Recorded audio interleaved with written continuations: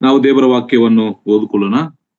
ಯಾಕೋಬನು ಬರೆದ ಪತ್ರಿಕೆ 1ನೇ ಅಧ್ಯಾಯ 1ನೇ ವಚನ. ಯಾಕೋಬನು ಬರೆದ ಪತ್ರಿಕೆ 1ನೇ ಅಧ್ಯಾಯ 1ನೇ ವಚನವನ್ನು ನಾನು ಮತ್ತೊಂದು ಸಾರಿ ಓದ್ತಾ ಇದ್ದೇನೆ. ದೇವರಿಗೂ ಕರ್ತನಾದ ಯೇಸು ಕ್ರಿಸ್ತನಿಗೂ ದಾಸನಾಗಿರುವ ಯಾಕೋಬನು ಅನ್ಯ ದೇಶಗಳಲ್ಲಿ ಚದರಿರುವ ಇಸ್ರಾಯೇಲ್ 12 ಕುಲದವರಿಗೆ ಬರೆಯುವುದು ನಿಮಗೆ ಶುಭವಾಗಲಿ. ದೇವರು ಈ ವಾಕ್ಯಗಳನ್ನು ನಮ್ಮೆಲ್ಲರಿಗಾಗಿ ಆಶೀರ್ವದಿಸಿ ತನ್ನ ಆತ್ಮನ ಮೂಲಕ ಆತನೇ ಅನುಗ್ರಹಿಸಿಕೊಡ್ಲಿ. ಪ್ರಿಯರೇ, ನಾವು ಕಳೆದ ವಾರದಲ್ಲಿ ಯಾಕೋಬನ ಪತ್ರಿಕೆಯ ಒಂದು ಪರಿಚಯ ಮಾತುಗಳನ್ನು ನಾವು ಕೇಳಿಸಿಕೊಂಡಿದ್ದೇವೆ. ಯಾಕೋಬನು ಯಾಕೆ ಬರೆದಿದ್ದಾನೆ ಅನ್ನುವಂಥ ವಿಚಾರವು, ಮತ್ತು ಏನು ಬರೆದಿದ್ದಾನೆ ಅನ್ನುವಂಥ ವಿಚಾರವು, ಮತ್ತು ಯಾವಾಗ ಪತ್ರಿಕೆಯನ್ನು ಬರೆದಿದ್ದಾನಂತಲೇ ಈ 3 ವಿಷಯಗಳನ್ನು ನಾವು ಸ್ವಲ್ಪವಾಗಿ ಪರಿಚಯ ಮಾತುಗಳಿಂದ ನಾವು ಕೇಳಿಸಿಕೊಂಡು ಬಂದಿದ್ದೇವೆ. ಆದರೆ ಇವತ್ತು 1ನೇ ಅಧ್ಯಾಯ 1ನೇ ವಚನದಲ್ಲಿರುವಂತಹ ವಿಷಯಗಳನ್ನು ಕೂಡ ನಾವು ಸ್ವಲ್ಪವಾಗಿ ಆಲೋಚನೆ ಮಾಡೋಣ. ದೇವರಾತ್ಮನು ನಮಗೆ ಸಹಾಯ ಮಾಡಲಿ. ಅದಕ್ಕಿಂತ ಮುಂಚಿತವಾಗಿ ಒಂದು ಚಿಕ್ಕ ಆಲೋಚನೆ ನಿಮ್ಮೊಂದಿಗೆ ಹಂಚಿಕೊಂಡು ನಾನು ಈ ವಾಕ್ಯ ಭಾಗಕ್ಕೆ ಬರ್ತೇನೆ. ಈ ಭೂಲೋಕದಲ್ಲಿ ಸಹಜವಾಗಿ ಮನುಷ್ಯನ ಸ್ವಭಾವ ಯಾವ ರೀತಿಯಾಗಿರ್ತದೆ, ಒಬ್ಬ ಮನುಷ್ಯನು ತನ್ನ ಸ್ವಭಾವವನ್ನು ಯಾವ ರೀತಿಯಾಗಿ ಯಾವ ಸಂದರ್ಭದಲ್ಲಿ ಯಾವ ರೀತಿಯಲ್ಲಿ ವ್ಯಕ್ತಪಡಿಸ್ತಾನೆ ಅಂತ ಗಮನಿಸುವಾಗ ಒಬ್ಬೊಬ್ಬರು ಒಂದೊಂದು ರೀತಿಯಾಗಿ ತಮ್ಮ ಸ್ವಭಾವಗಳನ್ನು ವ್ಯಕ್ತಪಡಿಸುವಂಥದ್ದು ನಾವು ಗಮನಿಸ್ತೇವೆ. ಆದ್ರೆ ನಾನು ಒಂದು ಚಿಕ್ಕ ವಿಷಯ ತಿಳಿಸ್ತೇನೆ. ಮನುಷ್ಯನ ಸ್ವಭಾವ ಯಾವ ರೀತಿಯಾಗಿರ್ತದೆ ಅಂತ ಹೇಳಿ, ಒಂದು ನಮ್ಮ ಸಂಬಂಧಿಕರಲ್ಲಿ, ಇಲ್ಲ ನಮ್ಮ ನೆಂಟರಲ್ಲಿ, ಇಲ್ಲ ನಮ್ಮ ರಿಲೇಷನ್ ನಲ್ಲಿ ಯಾರಾದರೂ ಒಳ್ಳೆ ಅಧಿಕಾರದಲ್ಲಿದ್ದಾಗ, ಇಲ್ಲ ಉನ್ನತವಾದಂತ ಒಂದು ಉದ್ಯೋಗದಲ್ಲಿದ್ದಾಗ ಅವರ ವಿಷಯದಲ್ಲಿ ನಾವು ಯಾವ ರೀತಿಯಾಗಿ ಸ್ಪಂದಿಸ್ತಾ ಇರ್ತೇವೆ ಅನ್ನುವಂಥದ್ದು ತುಂಬಾ ವಿಶೇಷವಾದ ಸಂಗತಿ. ನಮ್ಮ ಸಂಬಂಧಿಕರಲ್ಲಿ, ಇಲ್ಲ ನಮ್ಮ ಫ್ರೆಂಡ್ಸ್ ಯಾರೇ ಆಗಿರ್ಬೋದು, ಒಂದು ಉನ್ನತವಾದಂತ ಅಧಿಕಾರ ಸ್ಥಾನದಲ್ಲಿದ್ದಾಗ, ಉನ್ನತವಾದಂತ ಉದ್ಯೋಗದಲ್ಲಿದ್ದಾಗ ಮನುಷ್ಯನ ಸ್ವಭಾವ ಯಾವ ರೀತಿಯಾಗಿರ್ತದೆ, ಅವರು ನಮ್ಮವರು, ನಮಗೆ ಸಂಬಂಧಪಟ್ಟವರು, ನಾವು ಅವರಿಗೆ ಸಂಬಂಧಪಟ್ಟವರು ಅಂತೇಳಿ ಅವರ ಬಗ್ಗೆ ನಾವು ಹೆಚ್ಚಾಗಿ ಹೇಳಿಕೊಳ್ಳುವಂಥದ್ದು ನಾವು ಜನರಲ್ ಆಗಿ ಒಬ್ಬ ಮನುಷ್ಯನ ಸ್ವಭಾವ ನಾವು ಗಮನಿಸ್ತೇವೆ.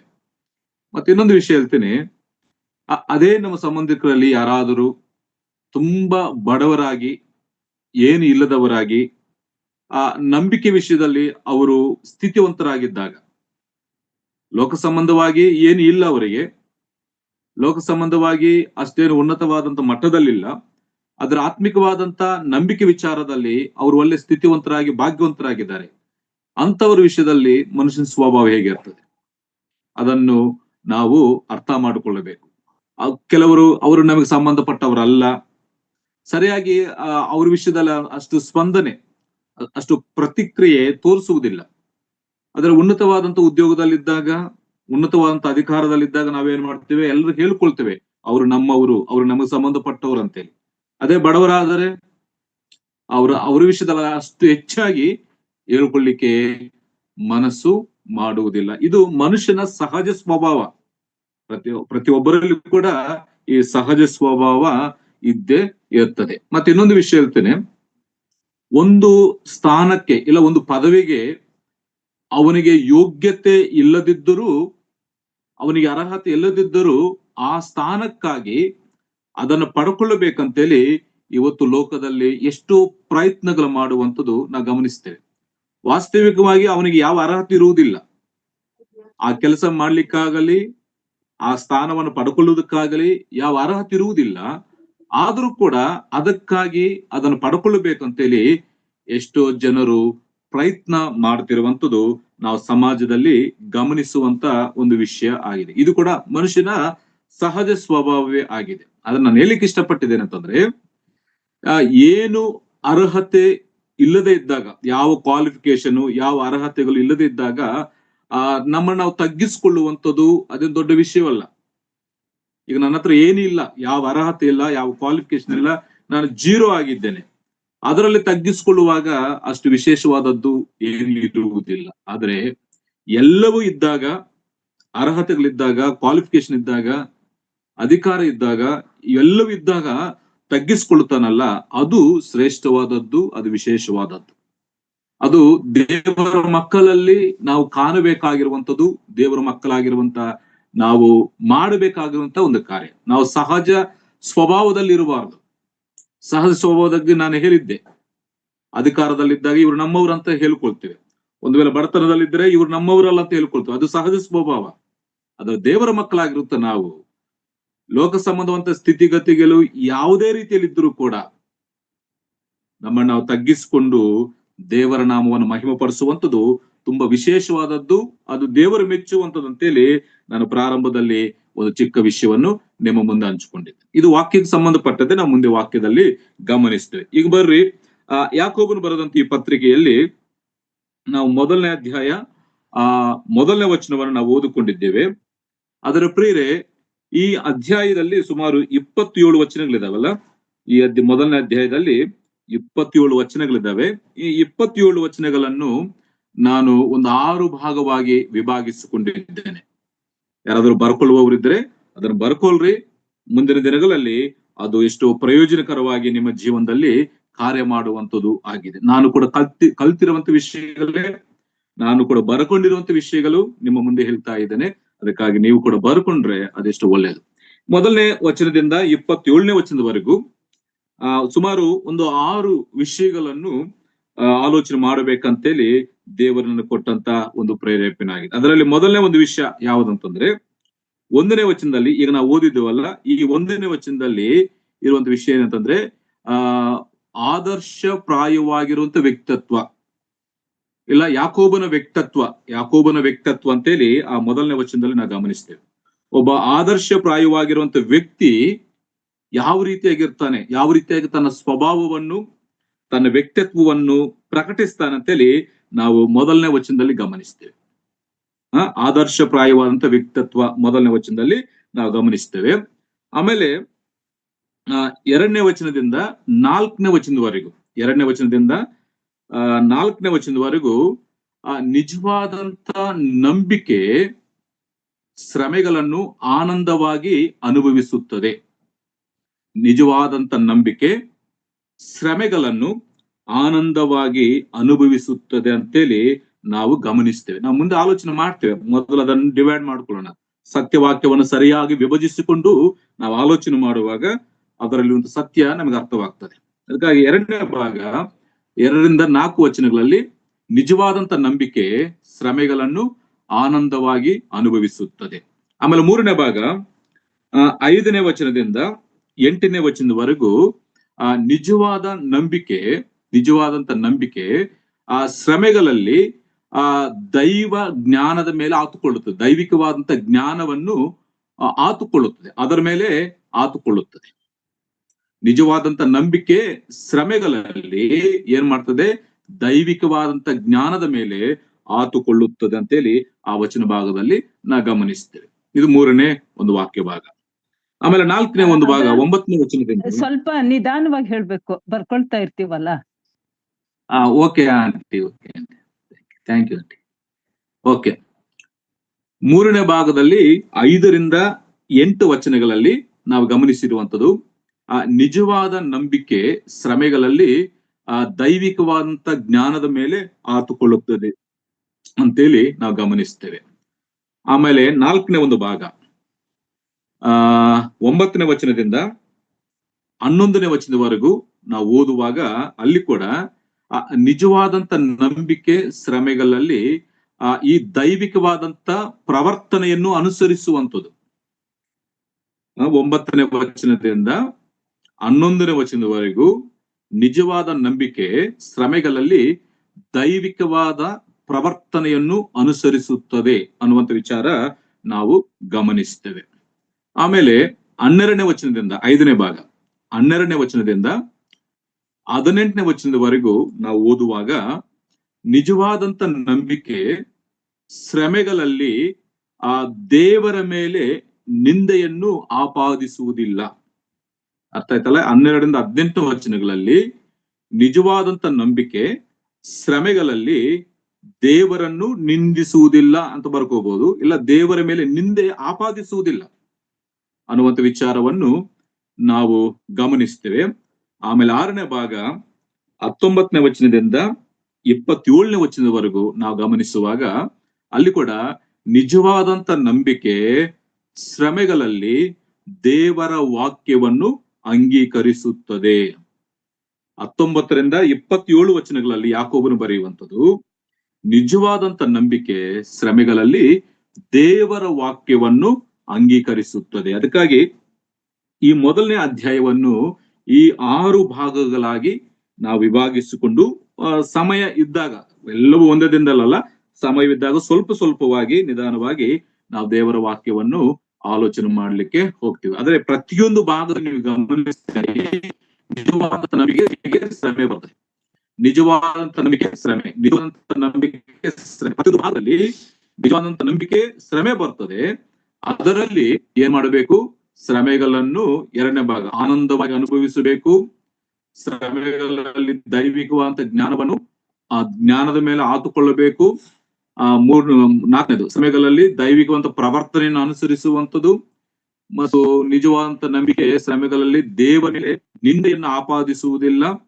ಮತ್ತು 6ನೇದು ನಿಜವಾದಂತ ನಂಬಿಕೆ ಶ್ರಮೆಗಳಲ್ಲಿ ದೇವರ ವಾಕ್ಯವನ್ನು ಅನುಸರಿಸುತ್ತದೆ ಅಂತೇಳಿ ಯಾಕೋಬನು ಈ ಮೊದಲನೇ ವಿಶ್ವಾಸಿಗೆ ಪ್ರಯೋಜನ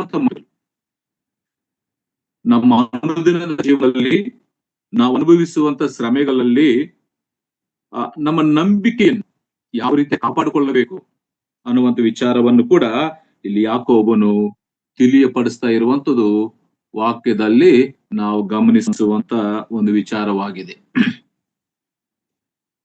ನೆಟ್ವರ್ಕ್ ಪ್ರಾಬ್ಲಮ್ ಸರಿಸ್ತಾ ಇದೆಯಾ? ಓಕೆ, ಸರಿ. ಈಗ ನಾವು ಮೊದಲನೇ ವಿಷಯವನ್ನು ನಾವು ಆಲೋಚನೆ ಮಾಡೋಣ. ಈಗ ನಾವು ಓದಿರುವಂತ 1ನೇ ವಚನದಲ್ಲಿ ಯಾಕೋಬನ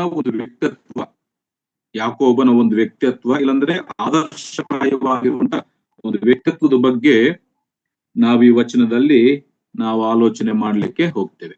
ಅದರಲ್ಲಿ ಕೂಡ ಒಂದು 3 ವಿಷಯಗಳು, ಯಾಕೋಬನ ವ್ಯಕ್ತಿತ್ವದಲ್ಲಿ ಕೂಡ ಒಂದು 3 ವಿಷಯಗಳನ್ನು ನಾವು ಆಲೋಚನೆ ಮಾಡ್ತೇವೆ. ನೋಡಿ, ಇಲ್ಲಿ ಯಾಕೋಬನು ತನ್ನನ್ನು ತಾನು ಪರಿಚಯ ಮಾಡಿಕೊಳ್ಳುವಂತ ಒಂದು ವಿಧಾನವನ್ನು ನಾವಿಲ್ಲಿ ಗಮನಿಸ್ತೇವೆ. ಅವನು ತನ್ನನ್ನು ತಾನು ಹೇಗೆ ಪರಿಚಯ ಮಾಡಿಕೊಳ್ಳುತ್ತಾ ಇದ್ದಾನೆ ಅಂತ ನಾವು ಗಮನಿಸುವಾಗ, ದೇವರಿಗೂ ಕರ್ತನಾದ ಯೇಸು ಕ್ರಿಸ್ತನಿಗೂ ದಾಸನಾಗಿರುವ ಯಾಕೋಬನು ಅಂತೇಳಿ ಇಲ್ಲಿ ನಾನು ದಾಸನಾಗಿರುವಂತ ಯಾಕೋಬನು ಅಂತೇಳಿ ಒಂದು ಸ್ಥಾನವನ್ನು ಆತನು ತೆಗೆದುಕೊಂಡಿದ್ದಾನೆ. ಆತನು ಪರಿಚಯ ಮಾಡುವಾಗ, ತನ್ನನ್ನು ತಾನು ಪರಿಚಯ ಮಾಡಿಕೊಳ್ಳುವಾಗ ಯಾವ ರೀತಿಯಾಗಿ ಪರಿಚಯ ಮಾಡಿಕೊಳ್ತಾ ಇದ್ದಾನೆ? ದೇವರಿಗೂ ಕರ್ತನಾದ ಯೇಸು ಕ್ರಿಸ್ತನಿಗೂ ದಾಸನಾಗಿರುವ ಯಾಕೋಬನು. ಆತನು ತನ್ನನ್ನು ದಾಸನ ಸ್ಥಾನವನ್ನು ಆತನು ತೆಗೆದುಕೊಂಡನು. ವಾಸ್ತವಿಕವಾಗಿ ಆತನು ಯಾರು? ನನ್ನ ಕಳೆದ ಸಾರಿ ಹೇಳಿದ್ದೆ. ವಾಸ್ತವಿಕವಾಗಿ ಆತನ ಯಾರು? ಯೇಸು ಕ್ರಿಸ್ತನ ತಮ್ಮನು. ಯೇಸು ಕ್ರಿಸ್ತನು ಹುಟ್ಟಿದ ಮೇಲೆ ಹುಟ್ಟಿರುವಂತ ತಮ್ಮನಾಗಿದ್ದಾನೆ. ಹಾಗೆ ಬರ್ಕೊಳ್ಬಹುದು, ನಾನು ಯೇಸು ಕ್ರಿಸ್ತನ ತಮ್ಮನು ಅಂತ ಬರ್ಕೊಳ್ಳಬಹುದು. ಆದರೆ ಆತನು ಆ ರೀತಿಯಾಗಿ ತನ್ನನ್ನು ತಾನು ಪರಿಚಯ ಮಾಡಿಕೊಳ್ಳದೆ ತನ್ನನ್ನು ತಾನು ತಗ್ಗಿಸಿಕೊಂಡು ತಾನು ತೆಗೆದುಕೊಂಡಿರುವಂತ ಒಂದು ಸ್ಥಾನ ಅಂತಂದ್ರೆ, ನಾನು ದಾಸನು, ಯೇಸು ಕ್ರಿಸ್ತನಿಗೆ ನಾನು ದಾಸನು ಅಂತೇಳಿ ಆ ದಾಸನ ಸ್ಥಾನವನ್ನು ಯಾಕೋಬನು ತೆಗೆದುಕೊಂಡಿದ್ದಾನೆ. ಹಾಗಾಗಿ ಆತನ ಪರಿಚಯ ಮಾಡಿಕೊಳ್ಳುವಂತ ವಿಧಾನದಲ್ಲಿ ಆತನು ಎಷ್ಟು ತಗ್ಗಿಸಿಕೊಳ್ತಾ ಇದ್ದಾನೆ. ತನ್ನ ದೇವರನ್ನು ಇಲ್ಲ, ತಾನು ನಂಬಿರುವಂತ ಯೇಸು ಕರ್ತನನ್ನು ಎಷ್ಟು ಉನ್ನತವಾದಂತ ಮಟ್ಟದಲ್ಲಿ ಆತನು ಮಹಿಮೆ ಪಡಿಸ್ತಾ ಇದೆ ಅಂತೇಳಿ ಈ ವಚನ ಭಾಗದಲ್ಲಿ ನಾವು ಗಮನಿಸುವಂತ ಒಂದು ವಿಷಯ.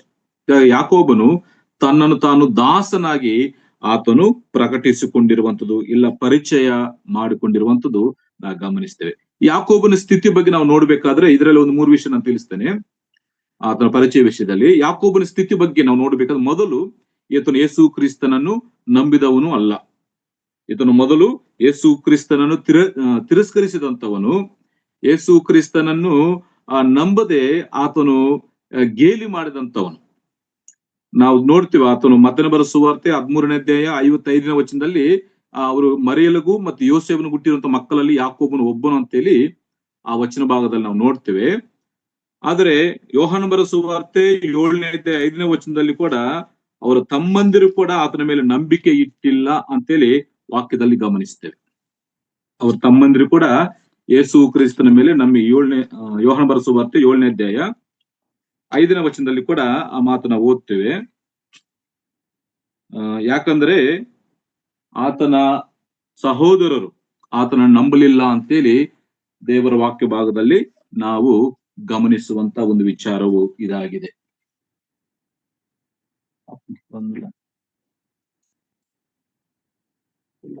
ಸರಿ, ಓಕೆ, ಇಲ್ಲಿ ಸರ್, ಇಲ್ಲಿ ನಾವು ಗಮನಿಸುವಂತ ಒಂದು ವಿಷಯ ಇವರು ಮೊದಲು ಯೇಸು ಕ್ರಿಸ್ತನನ್ನು ನಂಬಲಿಲ್ಲ. ಆದರೆ ಅವರು ನಂಬುವುದಕ್ಕಿಂತ ಬದಲಾಗಿ ಆತನನ್ನು ತಿರಸ್ಕಾರ ಮಾಡಿದ್ರು, ಆತನನ್ನು ಗೇಲಿ ಮಾಡಿದ್ರು, ಆತನ ಅಪಹಾಸ್ಯ ಮಾಡಿದ್ರು ಅಂತೇಳಿ ವಾಕ್ಯದಲ್ಲಿ ನಾವು ಗಮನಿಸ್ತೇವೆ. ಮಾರ್ಕನ ಬರೆದ ಸುವಾರ್ತೆ 3ನೇ ಅಧ್ಯಾಯ 21ನೇ ವಚನದಲ್ಲಿ ಕೂಡ ನಾವು ಒಂದು ವಾಕ್ಯವನ್ನು ಗಮನಿಸ್ತೇವೆ. ಮಾರ್ಕನ ಬರೆದ ಸುವಾರ್ತೆ 3ನೇ ಅಧ್ಯಾಯ 21ನೇ ವಚನದಲ್ಲಿ ಕೂಡ ಒಂದು ಮಾತನ್ನ ಗಮನಿಸ್ತೇವೆ. ನೋಡಿ, 21ನೇ ವಚನದಲ್ಲಿ, ಇದನ್ನು ಕೇಳಿ ಆತನ ಬಂಧುಗಳು ಆತನಿಗೆ ಹುಚ್ಚು ಹಿಡಿದಿದೆ ಎಂದು ಹೇಳಿ ಆತನನ್ನು ಹಿಡಿಯುವುದಕ್ಕೆ ಹೊರಟರು. ನೋಡಿ, ಆತನಿಗೆ ಹುಚ್ಚು ಹಿಡಿದಿದೆ, ಆತನ ಮನಸ್ಸು ಸರಿ ಇಲ್ಲ, ಆತನ ಮೈಂಡ್ ಸರಿ ಇಲ್ಲ ಅಂತೇಳಿ ಯೇಸು ಕ್ರಿಸ್ತನನ್ನು ಅಪಹಾಸ್ಯ ಮಾಡಿದಂತವರು, ಯೇಸು ಕ್ರಿಸ್ತನನ್ನು ತಿರಸ್ಕರಿಸಿದಂತವರು ಅವರಾಗಿದ್ದಾರೆ. ಇದು ಯಾಕೋಬನ ಮೊದಲನೇ ಸ್ಥಿತಿ. ಮೊದಲು ಯೇಸು ಕ್ರಿಸ್ತನ ನಂಬಲಿಲ್ಲ, ಬದಲಾಗಿ ತಿರಸ್ಕಾರ ಮಾಡದಂತವನು, ಬದಲಾಗಿ ಆತನಿಗೆ ಹುಚ್ಚಿಡಿದಿದೆಯೇ ಅಂತೇಳಿ ಅಪಹಾಸ್ಯ ಮಾಡದಂತವನಾಗಿದ್ದಾನೆ. ಆದ್ರೆ ಯೇಸು ಕ್ರಿಸ್ತನು ಮರಣವನ್ನು ಜಯಿಸಿ 3ನೇ ದಿನದಲ್ಲಿ ಮೃತ್ಯುಂಜಯನಾಗಿ ಎದ್ದು ಬಂದಾಗ ಅವ್ರೇನಾಗ್ತಾರೆ? ಕರ್ತನಾಗುತ್ತ ಯೇಸು ಕ್ರಿಸ್ತನನ್ನು ನಂಬಿದ್ದಾರೆ. ನೋಡ್ರಿ, ಅಪೊಸ್ತಲ ಕೃತ್ಯಗಳು 1ನೇ ಅಧ್ಯಾಯ, ಅಪೊಸ್ತಲ ಕೃತ್ಯಗಳಲ್ಲಿ 1ನೇ ಅಧ್ಯಾಯ 14ನೇ ವಚನದಲ್ಲಿ ಒಂದು ಮಾತಿದೆ. 1ನೇ ಅಧ್ಯಾಯ 14ನೇ ವಚನದಲ್ಲಿ, ಅವರೆಲ್ಲರೂ ಏಕ ಮನಸ್ಸಾಗಿ ದೇವರ ಪ್ರಾರ್ಥನೆಯಲ್ಲಿ ನಿರತರಾಗಿದ್ದರು. ಕೆಲವು ಮಂದಿ ಹೆಂಗಸರು ಯೇಸುವಿನ ತಾಯಿಯಾದ ಮರಿಯಲು ಆತನ ತಮ್ಮಂದಿರು ಅವರ ಸಂಗಡ ಇದ್ದರು. ಅವನ ತಮ್ಮಂದಿರು, ಯೇಸು ಕ್ರಿಸ್ತನ ತಮ್ಮಂದಿರು ಈಗ ಎಲ್ಲಿದ್ದಾರೆ? ದೇವರ ಪ್ರಾರ್ಥನೆಯಲ್ಲಿ ನಿರತರಾಗಿದ್ದಾರೆ. ಅಂದ್ರೆ ಅರ್ಥ, ಯೇಸು ಕ್ರಿಸ್ತನು ಮರಣಿಸಿ ಪುನರುತ್ಥಾನವಾಗಿ ಎದ್ದು ಬಂದಾಗ ಈ ತಮ್ಮಂದಿರು ಕೂಡ ಕರ್ತನಾಗಿರುವಂತ ಯೇಸು ಕ್ರಿಸ್ತನನ್ನು ಅವರು ನಂಬಿದ್ದಾರೆ. ಆತನ ರಕ್ಷಕನಾಗಿ ಅಂಗೀಕರಿಸಿಕೊಂಡಿದ್ದಾರೆ. ಇದರ ನಮ್ಮ ರಕ್ಷಕನು, ಇದರ ನಮ್ಮ ಒಡೆಯನು, ಇದರ ನಮ್ಮ ದೇವರಂತೇಳಿ ಅವರು ಆ ರಕ್ಷಕನಾಗಿ ಅಂಗೀಕರಿಸಿಕೊಂಡಿರುವಂತದ್ದು ಈ ವಚನ ಭಾಗದಲ್ಲಿ ನಾವು ಗಮನಿಸ್ತೇವೆ. ಆಮೇಲೆ ಇನ್ನೊಂದು ಮಾತನ್ನ ಓದ್ಕೊಳ್ಳೋಣ. ಗಲಾತ್ಯ ಪತ್ರಿಕೆಯಲ್ಲಿ, ಗಲಾತ್ಯ ಪತ್ರಿಕೆ 1ನೇ ಅಧ್ಯಾಯ, ಗಲಾತ್ಯ ಪತ್ರಿಕೆಯಲ್ಲಿ 1ನೇ ಅಧ್ಯಾಯ 19ನೇ ವಚನದಲ್ಲಿ ಒಂದು ಮಾತು, 19ನೇ ವಚನ ಒಂದು ಮಾತಿದೆ. ಕರ್ತನ ತಮ್ಮನಾದ ಯಾಕೋಬನಲ್ಲದೆ ಅಪೊಸ್ತಲರಲ್ಲಿ ಬೇರೆ ಯಾರನ್ನು ಕಾಣಲಿಲ್ಲ ಅಂತೆ. ಇಲ್ಲಿ ಪೌಲನು ಕೊಟ್ಟಂತ ಸಾಕ್ಷಿ, ಆತನ ರಕ್ಷಣೆ ಹೊಂದಿ ಸಭೆಯಲ್ಲಿ ಆತನಿದ್ದಾಗ ಪೌಲನು ಕೂಡ ಆತನನ್ನು ನೋಡ್ಬೇಕಂತ ಬಂದು ಯಾಕೋಬನ ನೋಡಿದ್ದಾನೆ. ಕರ್ತನ ತಮ್ಮನಾದ ಯಾಕೋಬನಲ್ಲದೆ ಯಾರನ್ನು ನೋಡ್ಲಿಲ್ಲ ಅಂತೆ. 2ನೇ ಅಧ್ಯಾಯ 9ನೇ ವಚನ ನೋಡಿ. 2ನೇ ಅಧ್ಯಾಯ 9ನೇ ವಚನದಲ್ಲಿ, ಸಭಾ ಸ್ತಂಭಗಳೆಂದು ಹೆಸರುಗೊಂಡಿರುವ ಯಾಕೋಬ, ಕೆಫ, ಯೋಹಾನರು. ಇಲ್ಲಿ ಸಭೆಯಲ್ಲಿ ಸ್ತಂಭಗಳಾಗಿರುವಂತವರಲ್ಲಿ ಒಬ್ಬನು ಯಾಕೋಬನಾಗಿದ್ದ. ಆಮೇಲೆ ಇನ್ನೊಂದು ವಚನ ತೋರಿಸ್ತೇನೆ. ಅಪೊಸ್ತಲ ಕೃತ್ಯ 15ನೇ ಅಧ್ಯಾಯ, ಅಪೊಸ್ತಲ ಕೃತ್ಯ 15ನೇ ಅಧ್ಯಾಯ 13ನೇ ವಚನದಲ್ಲಿ, ಅವರು ಮಾತಾಡುವುದನ್ನು ಮುಗಿಸಿದ ಮೇಲೆ ಯಾಕೋಬನು ಆ ಪ್ರಸ್ತಾಪವನ್ನು ಹಿಡಿದು ಹೇಳಿದ್ದೇನೆಂದ್ರೆ, ಇದು ಸುನ್ನತೆ ಮಹಾಸಭೆ ಯೆರೂಸಲೇಮಿನಲ್ಲಿ ಕ್ರಿಸ್ತ ಶಕ 50ರಲ್ಲಿ ನಡೆದಿರುವಂತ ಈ ಮಹಾಸಭೆಯಲ್ಲಿ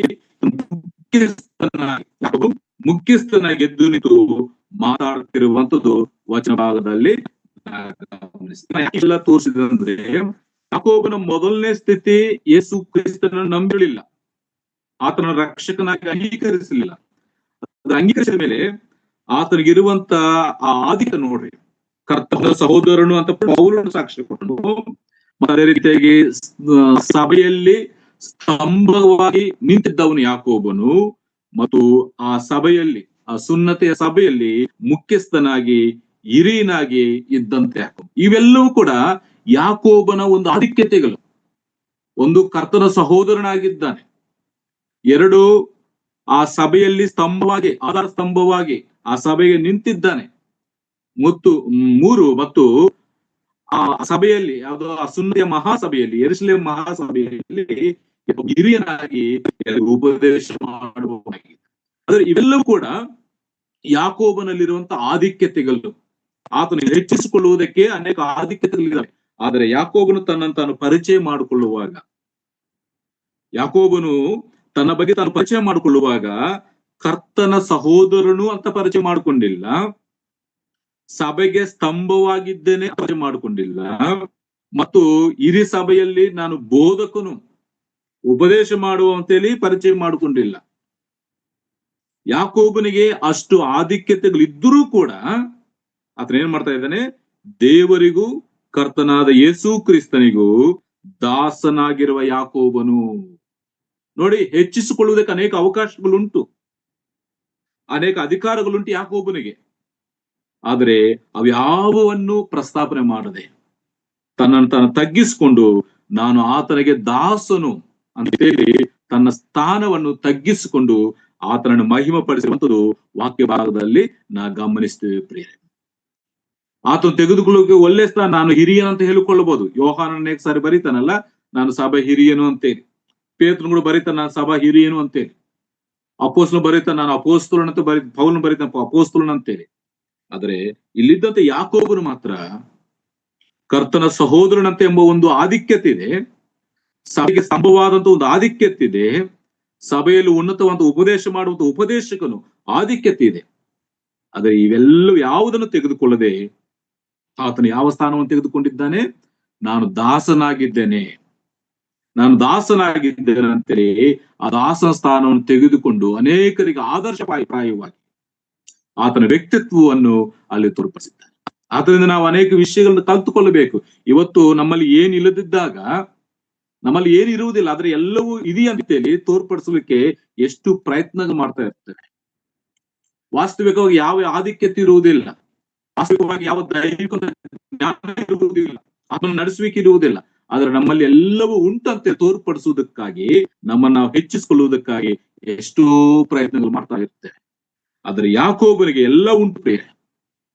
ಆದ್ರೆ ಆತನು ತನ್ನನ್ನು ತಾನು ಹೆಚ್ಚಿಸಿಕೊಳ್ಳದೆ ಕರ್ತನು ತೋರಿಸಿರುವ ಮಾದರಿ, ಯೋಹಾನ ಬರೆಸುವ 13ನೇ ಅಧ್ಯಾಯದಲ್ಲಿ ಆ ಕರ್ತನು ಯೇಸು ಸ್ವಾಮಿ ಯಾವ ಮಾದರಿಯನ್ನು ತೋರಿಸಿದ್ದಾನೋ ಆ ಮಾದರಿಯಲ್ಲಿ ನಾನು ದಾಸನಾಗಿದ್ದೇನೆ, ನಾನು ದಾಸನು, ಆತನ ಒಡೆಯನು, ಆತನ ದೇವರು ಅಂತೇಳಿ ಆತನ ಹೆಚ್ಚಿಸ್ತಾ ಇದ್ದಾನೆ.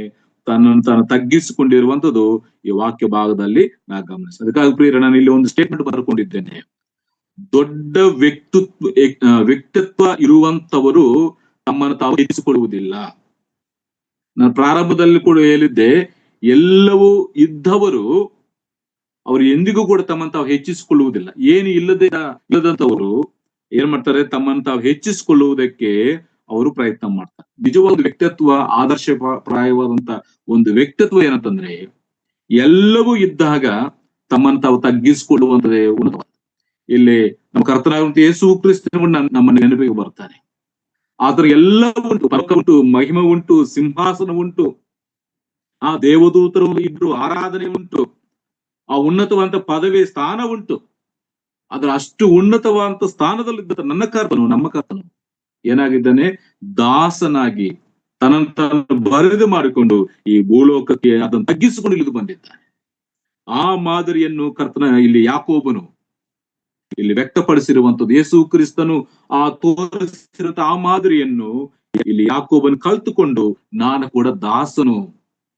ವಾಸ್ತವಿಕವಾಗಿ ಆಧಿಕ್ಯತೆಗಳುಂಟು ಪ್ರಿಯರೇ, ಆದ್ರೆ ಅದು ಯಾವುದನ್ನು ಕೂಡ ಆತನು ಪ್ರಸ್ತಾಪನೆ ಮಾಡದೆ ತನ್ನನ್ನು ತಗ್ಗಿಸಿಕೊಂಡು ತೆಗೆದುಕೊಳ್ಳುವಂಥದ್ದು ವಾಕ್ಯ ಭಾಗದಲ್ಲಿ ನಾ ಗಮನಿಸ್ತೇವೆ. ಆಧಿಕ್ಯತೆಗಳು ಇದ್ದವ್ರು ಏನ್ ಮಾಡ್ತಾರೆ? ತಮ್ಮನ್ನು ತಾವು ತಗ್ಗಿಸ್ಕೊಳ್ತಾರೆ. ಏನಿಲ್ಲದಂತವ್ರು ಏನ್ ಮಾಡ್ತಾರೆ? ಎಲ್ಲ ಇದ್ದ ಹಾಗೆ ನಟಿಸುತ್ತ ಅವ್ರು ಏನ್ ಮಾಡ್ತಾರೆ? ಅದನ್ನೆಲ್ಲರಿಗೂ ತೋರಿಸಬೇಕು, ನಾನು ದೊಡ್ಡವನು, ನನಗೆ ಆಧಿಕ್ಯತೆ ಇದೆ ಅಂತ ತೋರ್ಪಡಿಸುವುದಕ್ಕಾಗಿ ಅನೇಕ ಪ್ರಯತ್ನಗಳನ್ನು ಮಾಡುವಂಥದ್ದು ಲೋಕದಲ್ಲಿ ಗಮನಿಸುವಂತ ಒಂದು ವಿಚಾರ.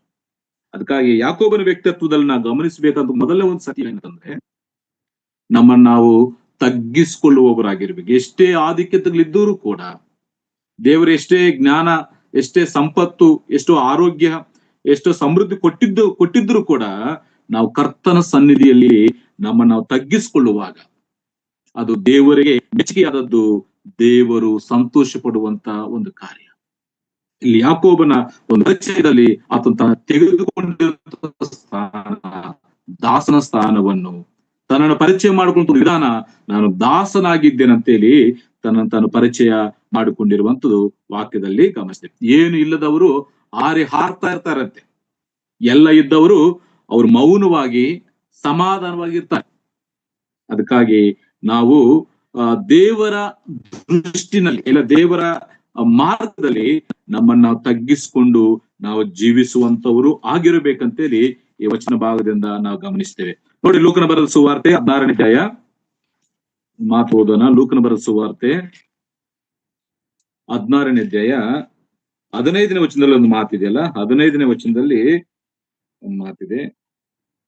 16ನೇ ಅಧ್ಯಾಯ 15ನೇ ವಚನದಲ್ಲಿ, ಆಗ ಆತನು ಅವರಿಗೆ ಹೇಳಿದ್ದೇನೆಂದ್ರೆ, ಮನುಷ್ಯರ ಮುಂದೆ ನೀತಿವಂತರೆಂದು ತೋರಿಸಿಕೊಳ್ಳುವವರು ನೀವು, ಆದರೆ ದೇವರು ನಿಮ್ಮ ಹೃದಯಗಳನ್ನು ತಿಳುಕೊಂಡಿದ್ದಾನೆ. ಮನುಷ್ಯರಲ್ಲಿ ಶ್ರೇಷ್ಠವೆನಿಸಿಕೊಳ್ಳುವಂಥದ್ದು ದೇವರ ದೃಷ್ಟಿಯಲ್ಲಿ ಅಸಹ್ಯವಾಗಿದೆ. ಮನುಷ್ಯರಲ್ಲಿ ಶ್ರೇಷ್ಠವೆನಿಸಿಕೊಳ್ಳುವುದು, ನಾನು ಶ್ರೇಷ್ಠನು, ನಾನು ದೊಡ್ಡವನು, ನನಗೆ ತುಂಬಾ ಆಧಿಕ್ಯತೆ ಇದೆ ಅಂತ ಹೇಳಿ ನಾವು ಹೇಳಿಕೊಳ್ಳುವಾಗ, ಅದು ಎನಿಸಿಕೊಳ್ಳುವಾಗ ಏನಾಗ್ತದಂತೆ, ದೇವರ ದೃಷ್ಟಿಯಲ್ಲಿ ಅದು ಅಸಹ್ಯ. ಅಸಹ್ಯ ಪಡ್ತಾನೆ. ಮನುಷ್ಯನು ಎಷ್ಟು ಮಾತ್ರದವನು ಅಲ್ಲ, ಮನುಷ್ಯನಲ್ಲಿ ಯಾವ ಯೋಗ್ಯತೆ ಇಲ್ಲ ಬೇರೆ, ಅಷ್ಟರಲ್ಲಿ ಇದ್ದು ಕಾಣದೆ ಹೋಗುವಂತ ಅವಿಗೆ ಹೂವಿಗೆ ನಾವು ಸಮಾನರಾಗಿದ್ದೇವೆ. ಆದ್ರೆ ನಾವು ಒಂದು ವೇಳೆ ನಾವು ಹೆಚ್ಚಿಸಿಕೊಳ್ಳುವಾಗ, ಮನುಷ್ಯರಲ್ಲಿ ಶ್ರೇಷ್ಠವೆನಿಸಿಕೊಳ್ಳುವಂಥದ್ದು ದೇವರ ದೃಷ್ಟಿಯಲ್ಲಿ ಅಸಹ್ಯವಾಗಿದೆ. ಮತ್ತು ಮನುಷ್ಯನ ಸ್ವಭಾವ ಬಗ್ಗೆ ಹೇಳ್ತಾನೆ, ಮನುಷ್ಯರ ಮುಂದೆ ನೀತಿವಂತರನ್ನು ತೋರಿಸಿಕೊಳ್ಳುವರು ನೀವು. ಮನುಷ್ಯರ ಮುಂದೆ ನಾನು ನೀತಿವಂತನು, ನಾನೇ ಪರಿಶುದ್ಧನು, ನನಗೆಲ್ಲ ಗೊತ್ತು ಅಂತ ಹೇಳಿ ತೋರಿಸ್ಕೊಳ್ಳುವಂತವ್ರು ಮನುಷ್ಯರಾಗಿದ್ದೇವೆ, ನಾವಾಗಿದ್ದೇವೆ. ಆದರೆ ನಮ್ಮ ಹೃದಯವನ್ನು ತಿಳುಕೊಂಡಿದ್ದಾನೆ. ಆದರೆ ದೇವರು ನಿಮ್ಮ ಹೃದಯಗಳನ್ನು ತಿಳುಕೊಂಡಿದ್ದಾನೆ. ದೇವರು ನಮ್ಮ ಹೃದಯದಲ್ಲಿ ಏನ್ ನಡೀತಾ ಇದೆ ಇದನ್ನು ತಿಳ್ಕೊಂಡಿದ್ದು ದೇವರು. ಇದನ್ನು ತಿಳಿದುಕೊಂಡು ಕಾರ್ಯ ಮಾಡುವ ಒಂದು ದೇವರು. ಅದಕ್ಕಾಗಿ ನಾವು ಮನುಷ್ಯರಲ್ಲಿ ಶ್ರೇಷ್ಠರಂತ ಎನಿಸ್ಕೊಳ್ಳದೆ, ಏನು ಇಲ್ಲದಿದ್ದಾಗಲೂ ಕೂಡ ನಾವೇ ಶ್ರೇಷ್ಠ ಅಂತ ಎನಿಸ್ಕೊಳ್ಳದೆ, ನಾವು ದೇವರ ದೃಷ್ಟಿಯಲ್ಲಿ ಮಾನ್ಯರಾಗಿ, ನಾವು ದೇವರ ದೃಷ್ಟಿಯಲ್ಲಿ ಅಮೂಲ್ಯರಾಗಿ ನಾವು ಜೀವಿಸಬೇಕು.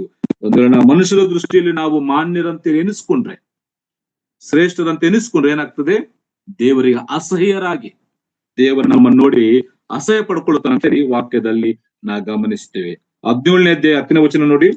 ಅದೇ ಲೋಕ ಬರೆದ ಸುವಾರ್ತೆ 17ನೇ ಅಧ್ಯಾಯ 10ನೇ ವಚನದಲ್ಲಿ, ನೀವು ನಿಮಗೆ ಅಪ್ಪನೆಯಾಗಿರುವುದನ್ನೆಲ್ಲ ಮಾಡಿದ ಮೇಲೆ ನಾವು ಆಳುಗಳು ಪ್ರಯೋಜನವಿಲ್ಲದವರು ಮಾಡಬೇಕಾದದ್ದನ್ನೇ ಮಾಡಿದ್ದೇವೆ ಅನ್ನಿರಿ ಎಂದು ಹೇಳಿದನು.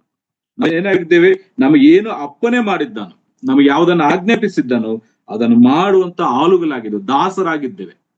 ಅದನ್ನ ಮಾಡಿ ಹತ್ರ ಹೇಳುವಂಥದ್ದು, ಮಾಡಬೇಕಾದದ್ದನ್ನು ಮಾಡಿದ್ದು ಅಂತ ಹೇಳ್ರಿ. ಹೆಚ್ಚಿಸ್ಕೊಳ್ಬೇಡ್ರಿ, ನಿಮ್ಮನ್ನು ನೀವು ಹೆಚ್ಚಿಸ್ಕೊಳ್ಬೇಡ್ರಿ, ಅತಿಶಯ ಪಡ್ಬೇಡ್ರಿ. ಅದು ದೇವರಿಗೆ ಅಸಹ್ಯವಾದಂತ ಕೆಲಸ ಅಂತ ಹೇಳಿ ನಮಗೆ ಅಪ್ಪನೆ ಕೊಟ್ಟಿದ್ದಾನೆ, ದೇವರು ನಮ್ಗೆ ಹೇಳಿದ್ದಾನೆ, ನಾವು ಅದನ್ನು ಮಾಡ್ತಾ ಇದ್ದೀವಿ, ನಾವು ದಾಸರು ಅಂತ ಹೇಳಿ ನಿಮ್ಮನ್ನು ನೀವು ತಗ್ಗಿಸ್ಕೊಳ್ಬೇಕಂತೇಳಿ ವಾಕ್ಯದಲ್ಲಿ ಗಮನಿಸ್ತೇವೆ. ಯಾಕೋಬನ ಅದೇ ಮಾಡಿದ್ದ. ಯಾಕೋಬನಿಗೆ ಆಧಿಕ್ಯತೆ ಉಂಟು ಪ್ರಿಯರೇ, ಕರ್ತನ ಸಹೋದರನು ಅಂತೇಳಿ ಆಧಿಕ್ಯತೆ ಉಂಟು, ಸಭೆಯಲ್ಲಿ ಸ್ತಂಭವಾದಂತ ಆಧಿಕ್ಯತೆ ಉಂಟು, ಮತ್ತು ಆ ಹಿರಿ ಸಭೆಯಲ್ಲಿ, ಆ ಸುನ್ನತ ಸಭೆಯಲ್ಲಿ ಮಾಡುವಂತ ಒಂದು ಜ್ಞಾನ, ಒಳ್ಳೆ ಉಪದೇಶ ಮಾಡುವುದು ಇತ್ತು. ಆದ್ರೂ ಕೂಡ ಆತನು ತನ್ನನ್ನು ತಾನು ತಗ್ಗಿಸಿಕೊಂಡಿದ್ದಾನೆ. 18ನೇ ಅಧ್ಯಾಯ 14ನೇ ವಚನ ನೋಡಿ. 18ನೇ ಲೂಕನ ಬರೆದ ಸುವಾರ್ತೆ 18:14 ಇವನು ನೀತಿವಂತನೆಂದು ನಿರ್ಣಯಿಸಲ್ಪಟ್ಟವನಾಗಿ ತನ್ನ ಮನೆಗೆ ಹೋದನು, ಆ ಫರಿಸಾಯನಂತವನಾಗಿ ಹೋಗಲಿ.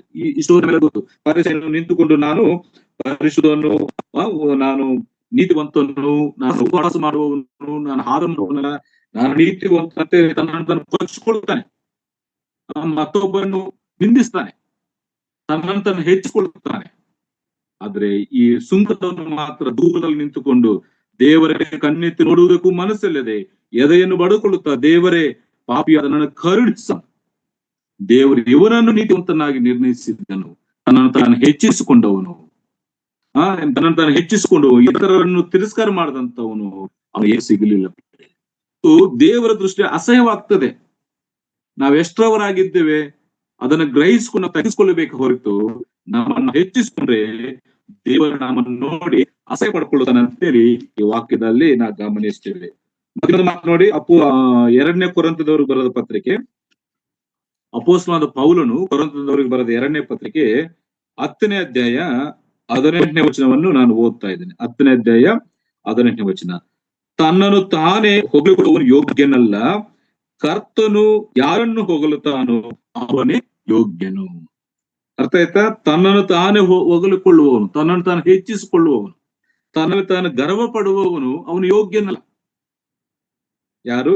ಕರ್ತನು ಯಾರನ್ನು ಹೊಗಳುತ್ತಾನೋ ಅವನೇ ಯೋಗ್ಯನು ಅಂತೇಳಿ ದೇವರ ವಾಕ್ಯ ಭಾಗದಲ್ಲಿ ನಾವು ಗಮನಿಸ್ತಾ. ಅದಕ್ಕಾಗಿ ಪ್ರಿಯರೇ, ಇಲ್ಲಿ ಯಾವನ ಪರಿಚಯದಲ್ಲಿ ತನ್ನನ್ನು ತಾನು ಪರಿಚಯ ಮಾಡ್ಕೊಂತ ವಿಧಾನದಲ್ಲಿ ಆತನು ತೆಗೆದುಕೊಂಡಿರ್ಕೊಂಡ ಸ್ಥಾನ, ನಾನು ದಾಸನಾಗಿದ್ದೇನೆ, ನಾನು ದೇವರ ದಾಸನಾಗಿದ್ದೇನೆ ಅಂತೇಳಿ ಅದನ್ನು ತನ್ನನ್ನು ತಾನು ತಗ್ಗಿಸಿಕೊಂಡು ದೇವರನ್ನು ಮಹಿಮೆ ಪಡಿಸಿರುವಂತದ್ದು ವಾಕ್ಯ ಭಾಗದಲ್ಲಿ ಗಮನಿಸ್ತಾ. ಅದಕ್ಕಾಗಿ ಪ್ರಿಯರೇ, ನಾವು ಕೂಡ ಈ ಭೂಲೋಕದಲ್ಲಿ ನಾವು ದೇವರ ಮುಂದೆ ನಮ್ಮನ್ನು ನಾವು ತಗ್ಗಿಸ್ಕೊಳ್ಳೋಣ. ಆಧಿಕ್ಯತೆಗಳು ಇದ್ದಾಗಲೂ ಕೂಡ, ದೇವರು ವರ ಕೊಟ್ಟಾಗಲೂ ಕೂಡ, ಜ್ಞಾನ ಕೊಟ್ಟಾಗಲೂ ಕೂಡ ಯಾವುದರಲ್ಲಿ ಕೂಡ ಅತಿಶಯ ಪಡದೆ ಆ ಮಹಿಮಾ ಸ್ವರೂಪನಾಗಿರುವಂತಹ ದೇವರನ್ನು ಮಾತ್ರ ಹೆಚ್ಚಿಸುತ್ತಾ ನಮ್ಮನ್ನು ನಾವು ತಗ್ಗಿಸಿಕೊಳ್ಳುವಾಗ ದೇವರು ನಮ್ಮನ್ನು ನೋಡಿ ಆತನು ಸಂತೋಷ ಪಡ್ತಾನೆ, ಆತ ನಮ್ಮನ್ನು ಹೆಚ್ಚಿಸ್ತಾನೆ. ಅದಕ್ಕಾಗಿ ಆ ರೀತಿಯಾಗಿ ನಾವು ಜೀವಿಸಲಿಕ್ಕೆ ನಾವು ಪ್ರಯತ್ನಿಸೋಣ. ಕಡೆಯ ಒಂದು ಉದಾಹರಣೆಯಲ್ಲಿ ನಾನು ಇಲ್ಲಿ ಮುಗಿಸ್ತೇನೆ. ಯಾಕೋಬನ ಪರಿಚಯದಲ್ಲಿ ಮೊದಲನೇ ಸಮುವೇಲನ ಗ್ರಂಥ ದಾವೀದನ ಬಗ್ಗೆ ನಾವು ಆಲೋಚನೆ ಮಾಡ್ತೇವೆ. ದಾವೀದನಿಗೆ ತುಂಬಾ ಆಧಿಕ್ಯತೆಗಳುಂಟು. ಆತನ ಅತಿಶಯಿಸಲಿಕ್ಕೆ, ತನ್ನನ್ನು ಹೆಚ್ಚಿಸಿಕೊಳ್ಳುವುದಕ್ಕೆ ತುಂಬಾ ಆಧಿಕ್ಯತೆಗಳುಂಟು. ಆದ್ರೆ ದಾವೀದನು ಎಲ್ಲಿ ಕೂಡ ತನ್ನನ್ನು ತಾನು ಹೆಚ್ಚಿಸಿಕೊಂಡಿಲ್ಲ ಅಂತೇಳಿ ವಾಕ್ಯ ಭಾಗದಲ್ಲಿ ನಾವು ಗಮನಿಸ್ತೇವೆ. ಮೊದಲನೇ ಸಮುವೇಲನ ಗ್ರಂಥ 18ನೇ ಅಧ್ಯಾಯ 1ನೇ ವಚನ, 3ನೇ ವಚನ, 2ನೇ ವಚನ ಓದಬೇಕಾದ್ರೆ ಯೋನಾತಾನನ ವಿಷಯದಲ್ಲಿಯೂ ದಾವೀದನ ವಿಷಯದಲ್ಲಿ ಒಳ್ಳೆ ಒಂದು ಸ್ನೇಹ ಉಂಟು. ಅವನು ತನ್ನ ಪ್ರಾಣದಂತೆಯೇ ಪ್ರೀತಿಸತೊಡಗಿದನು ಯೋನಾತಾನನು.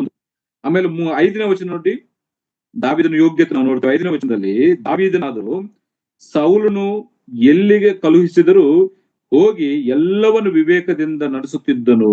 ಸೌಲನು ಇವನನ್ನು ಸೇನಾಧಿಪತಿಯನ್ನಾಗಿ ನೇಮಿಸಿದನು.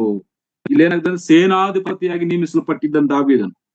ಮೊದಲು ಯೋನಾತಾನನ ಪ್ರೀತಿಯನ್ನು ಆತನು ಸಂಪಾದಿಸಿಕೊಂಡಿದ್ದಾನೆ.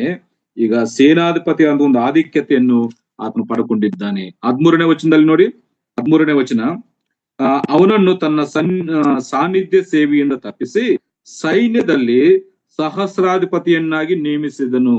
ಸೇನಾಧಿಪತಿ ಸಹಸ್ರಾಧಿಪತಿ ಆಗಿದ್ದಾನೆ. ಇದು ದಾವೀದನ ಒಂದು ಆಧಿಕ್ಯತೆ. 17ನೇ ವಚನದಲ್ಲಿ ಒಂದು ಮಾತಿದೆ, 3ನೇ ಭಾಗದಲ್ಲಿ, ನೀನು ನನ್ನ ವೀರನಾಗಿ ಹೋಗಿ ಯೆಹೋವನ ಯುದ್ಧಗಳನ್ನು ನಡೆಸು. ವೀರನಾಗಿ ಹೋಗಿ ಯೆಹೋವನ ಯುದ್ಧಗಳನ್ನು ನಡೆಸು ಅಂತ ಹೇಳಿದ್ದಾನೆ. ಆಮೇಲೆ 20ನೇ ವಚನದಲ್ಲಿ ಸೌಲನ ಮಗಳಾದ ಮೀಕಾಲಳು ದಾವೀದನನ್ನು ಪ್ರೀತಿಸಿದಳು ಅಂತೆ. ಆಮೇಲೆ 30ನೇ ವಚನ ನೋಡಿ, 30ನೇ ವಚನ ಆ ಕಡೆ ಭಾಗದಲ್ಲಿ ದಾವೀದನೇ ಅಧಿಕ ಜಯಶೀಲನಾಗಿ ಬರುತ್ತಿದ್ದರಿಂದ ಅವನ ಹೆಸರು ಬಹು ಪ್ರಸಿದ್ಧಿವಾಯಿತು. ದಾವೀದನಿಗೆ ಎಲ್ಲಿ ಹೋದ್ರೂ ಕೂಡ ಜಯ. ಸೇನಾಧಿಪತಿಯಾಗಿ, ಸಹಸ್ರಾಧಿಪತಿಯಾಗಿ ಮತ್ತು ವೀರನಾಗಿ ಅನೇಕರಿಂದ ಪ್ರೀತಿಸಲ್ಪಡುತ್ತಾ ಎಲ್ಲಿಗೋದ್ರೂ ಕೂಡ ಜಯವನ್ನು ಗಳಿಸುವಂತವನು ದಾವೀದನು. ಅಷ್ಟು ಮಾತ್ರವಲ್ಲ, ದಾವೀದನ ವಿಷಯದಲ್ಲಿ ಸೌಲನು ಕೂಡ ಭಯಪಡ್ತಿರ್ತಾನೆ. ನೋಡಿ ಆ ಮಾತು ಓದೋಣ. ದಾವೀದನ ವಿಷಯದಲ್ಲಿ ಸೌಲನು ಭಯಪಡ್ತಾನೆ. ಅದೇ 18ನೇ ಅಧ್ಯಾಯ 12ನೇ ವಚನದಲ್ಲಿ, ಯೆಹೋವನು ಸೌಲನನ್ನು ಬಿಟ್ಟು ದಾವೀದನ ಸಂಗಡ ಇದ್ದದ್ರಿಂದ ಸೌಲನು ದಾವೀದನಿಗೆ ಭಯಪಟ್ಟನು ಅಂತೇಳಿ. 15ನೇ ವಚನದಲ್ಲಿ ಕೂಡ ಮಾತು ಓದ್ತೇವೆ. ಸೌಲನು ಇದನ್ನು ನೋಡಿ ಅವನಿಗೆ ಬಹಳವಾಗಿ ಎದುರುಕೊಂಡನು. ಆ ವಚನಗಳೆಲ್ಲ ಓದಬೇಕಾದ್ರೆ ಸೌಲನು ಕೂಡ ಇರ್ತಾ ಇದ್ದಾನೆ, ಅವನು ಒಳ್ಳೆ ಆಧಿಕ್ಯತೆ ಇದೆ. ಆದ್ರೆ ದಾವೀದನು ಮಾತ್ರ ಎಲ್ಲಿ ಕೂಡ ತಾನು ಹೆಚ್ಚಿಸಿಕೊಂಡಿಲ್ಲ. ನೋಡಿ 18ನೇ ವಚನದಲ್ಲಿ ಆತನ ಮಾತು ಹೇಳ್ತಾನೆ. 18ನೇ ವಚನದಲ್ಲಿ, ಅದಕ್ಕೆ ದಾವೀದನು ಅರಸನಾಗುವುದಕ್ಕೆ ನಾನೆಷ್ಟರವನು, ಇಸ್ರಾಯೇಲರ ನನ್ನ ಕುಟುಂಬವು ಎಷ್ಟರದು ಅಂತ. ನೋಡಿ, ಅವನಿಗೆ ಆಧಿಕ್ಯತೆಗಳು ಪ್ರೇರಿ. ದಾವೀದನಿಗೆ ಅವನು ಪ್ರೀತಿಸ್ಲಿಕ್ಕೆ ಯೋಗ್ಯನಾಗಿದ್ದನು, ಸೇನಾಧಿಪತಿ ಆಗಿದ್ದನು, ಸಹಸ್ರಾಧಿಪತಿ ಆಗಿದ್ದನು, ಎಲ್ಲಿಗೋದ್ರು ಜಯಶಾಲಿಯಾಗಿ ಹಿಂತಿರುಗಿ ಬರ್ತಾ ಇದ್ದಾನೆ. ಅರಸನ ಅಲಿಯನಾಗ್ಲಿಕ್ಕೆ ಆಧಿಕ್ಯತೆ ಉಂಟು ದಾವೀದನಿಗೆ. ಏನ್ ಮಾಡ್ತದೆ? ನಾನು ಎಷ್ಟರವನು, ನನ್ನ ಕುಟುಂಬ ಎಷ್ಟು ಅಂತ ಹೇಳಿ ತನ್ನನ್ನು ತಾನು ತಗ್ಗಿಸಿಕೊಂಡಿರುವಂತದ್ದು ವಾಕ್ಯ ಭಾಗದಲ್ಲಿ ನಾವು ಗಮನಿಸುವಂತಹ ಒಂದು ವಿಷಯ ಇದೆ. ಮತ್ತೆ 23ನೇ ವಚನದಲ್ಲಿ ಕೂಡ ಆ ಸೇವಕರು ದಾವೀದನಿಗೆ ಹಾಗೆ ಹೇಳಿದಾಗ ಅವನು ಅರಸನ ಅಲಿಯನಾಗುವುದು ಸಾಧಾರಣವಾದ ಸಂಗತಿ ಎಂದು ನೆನೆಸುತ್ತಿರು, ನಾನು ದರಿದ್ರನು ಅಲ್ಪನು ಆಗಿರ್ತೇನಲ್ಲ ಎಂದು ಉತ್ತರ ಕೊಟ್ಟನು. ನೋಡಿದ್ರೆ ದಾವೀದನ ಒಂದು ತಗ್ಗಿಸುವಿಕೆ, ವಾಸ್ತವಿಕವಾಗಿ ಹೆಚ್ಚಿಸಿಕೊಳ್ಳುವಂತ ಆಧಿಕ್ಯತೆಗಳು ದಾವೀದನಲ್ಲಿ ಇದ್ದಿದ್ರು ಕೂಡ ಆತನು ಎಲ್ಲಿ ಕೂಡ ಹೆಚ್ಚಿಸಿಕೊಳ್ಳದೆ ನಾನು ದರಿದ್ರನು, ನಾನು ಅಲ್ಪನು ಅಂತೇಳಿ ತನ್ನನ್ನು ತಗ್ಗಿಸಿಕೊಂಡಿದ್ದಾನೆ. ಹಾಗಾಗಿ ಈ ವಿಚಾರ ಏನಂತಂದ್ರೆ, ದೇವರ ಎದುರಿನಲ್ಲಿ ನಮಗೆ ಎಷ್ಟೇ ಆಧಿಕ್ಯತೆಗಳಿದ್ರು ಕೂಡ, ನಮ್ಮ ಸಂಬಂಧಿಕರು ಎಷ್ಟೇ ಉನ್ನತವಾದ ಸ್ಥಾನದಲ್ಲಿ ಇದ್ರು ಕೂಡ, ನಾವು ದೇವರ ಮುಂದೆ ನಮ್ಮನ್ನು ತಗ್ಗಿಸಿಕೊಳ್ಳುವಾಗ ದೇವರು ನಮ್ಮನ್ನು ಉಪಯೋಗಿಸುತ್ತಾರೆ. ಇಲ್ಲಿ ಯಾಕೋಬನು ತನ್ನ ಪರಿಚಯ ಬಗ್ಗೆ ಮಾತಾಡುವಾಗ ಆತನಿಗೆ ಅನೇಕ ಆಧಿಕ್ಯಗಳಿದ್ರೂ ಕೂಡ ಅದನ್ನು ಉಪಯೋಗಿಸದೆ ನಾನು ಕರ್ತನ ದಾಸನ ಅಂತೇಳಿ ತನ್ನನ್ನು ತಗ್ಗಿಸಲು ಶ್ರೇಷ್ಠವಾದ ವ್ಯಕ್ತಿತ್ವವನ್ನು ಅಲ್ಲಿ ತೋರ್ಪಡಿಸಿದ್ದ. ಗಲಾತ್ಯ ಪತ್ರಿಕೆ 6ನೇ ಅಧ್ಯಾಯ 3ನೇ ವಚನದಲ್ಲಿ ಕೂಡ ಒಂದು ಮಾತಿದೆ, ಏನು ಇಲ್ಲದವನು ಎಲ್ಲ ಇದ್ದವನಿಂದ ನೆನೆಸ್ಕೊಂಡ್ರೆ ಅವನು ಮೋಸ ಹೋಗ್ತಾನೆ. ನಮ್ಮ ಜೀವನದಲ್ಲಿ ಆಗಿರದೆ ಪ್ರಿಯರೇ, ನಾವು ದೇವರ ದೃಷ್ಟಿಯಲ್ಲಿ ಯೋಗ್ಯರಾಗಿ ದೇವರಿಂದ ಮನ್ನಣೆ ಪಡ್ಕೊಳ್ಳುತ್ತಾ ನಾವು ಜೀವಿಸೋಣ. ಇಲ್ಲಿ ಮೊದಲನೇ ವಿಷಯ, ಯಾಕೋಬನ ಆದರ್ಶದಲ್ಲಿ ಒಂದು ವಿಷಯ. ಆಮೇಲೆ ಕರ್ತನ ಚಿತ್ತವಾದ್ರೆ ಮುಂದಿನ ದಿನಗಳಲ್ಲಿ ಅದೊಂದು ದೇವರನ್ನು ಯಾವ ರೀತಿಯ ಪರಿಚಯ ಮಾಡಿಸಿದ್ದಾನೆ ಮತ್ತು ಸಹೋದರರಿಗೆ ಯಾವ ಸ್ಥಾನವನ್ನು ಕೊಟ್ಟಿರಂತೆ ನಾವು 2 ವಿಷಯ ಮುಂದಿನ ವಾರದಲ್ಲಿ ಆಲೋಚನೆ ಮಾಡೋಣ. ದೇವರ ನಮ್ಮ ಸಹಾಯ ಮಾಡಲಿ. ದೇವರು ಕೊಟ್ಟಂತ ಮಾತುಗಳು ಮುಗಿಸುತ್ತಾ ನಿಮ್ಮೆಲ್ಲರಿಗೆ ಧನ್ಯವಾದ ತಿಳಿಸ್ತಾರೆ.